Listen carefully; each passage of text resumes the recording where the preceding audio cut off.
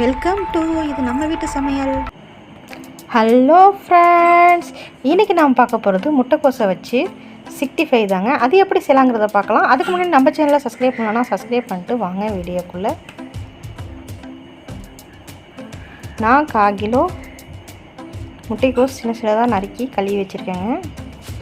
இப்போது 2 ஸ்பூன் கோதுமை மாவு போட்டுக்கலாம்,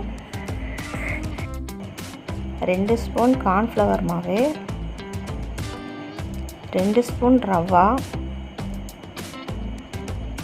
தேவையான அளவு உப்பு, 1 ஸ்பூன் மிளகாய்த்தூள், 1/2 ஸ்பூன் கரம் மசாலா, 1 ஸ்பூன் இஞ்சி பூண்டு பேஸ்ட்டு. இது எல்லாத்தையும் போட்டு நல்லா மிக்ஸ் பண்ணிடலாங்க. லைட்டாக தண்ணி தெளிச்சுக்கலாம். இது மாதிரி இருக்கணுங்க. இப்போது பால் சைஸுக்கு எல்லாத்தையும் உருட்டி எடுத்துக்கலாம். எடுத்து ஆயிலில் போட்டுடலாங்க. ஆயில் சூடாயிட்டு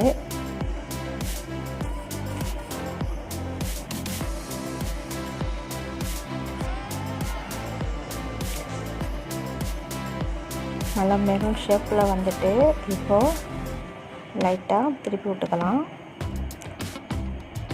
எல்லா பக்கமும் வேகணுங்க. இது மாதிரி செய்யல ரொம்பவே டேஸ்ட்டாக இருக்கும். பசங்களும் ரொம்ப விரும்பி சாப்பிடுவாங்க.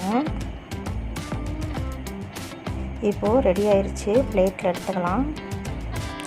ரொம்பவும் சுவையான முட்டைக்கோஸ் 65 தயார். இது மாதிரி நீங்கள் உங்கள் வீட்டில் செஞ்சு பார்த்துட்டு எப்படி இருக்குங்கிறத கமெண்டில் சொல்லுங்கள்.